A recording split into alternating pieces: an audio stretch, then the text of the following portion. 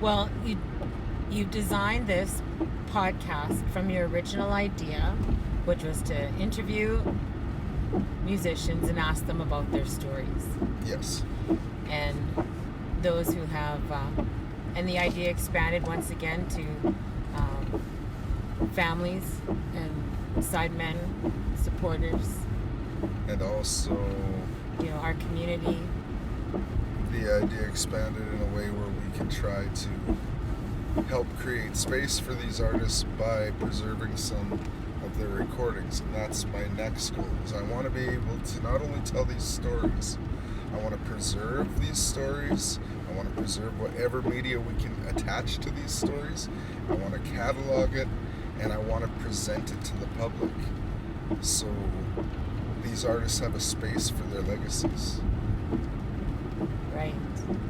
So, and thinking about, the community engagement piece, thinking about how we look at respecting the words of those that participate in the interviews and how we want to approach them, introduce ourselves, provide the background and context of how their stories will be presented. Yeah. And very clear on, what the expectations are between both sides. Yeah. What we can do and what we can't do, what the podcast is for, and what we hope it'll be used for in future, right? And the Thicker Than Blood podcast is part of the Indigenous Music Legacy Project, brought to you by Thicker Than Blood Music.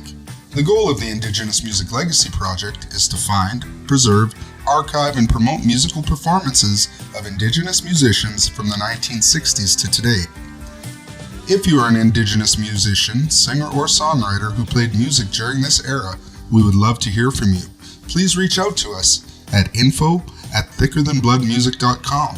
Thicker Than Blood Music is creating space to tell stories of the Indigenous artists who paved the way for the Indigenous music stars of today.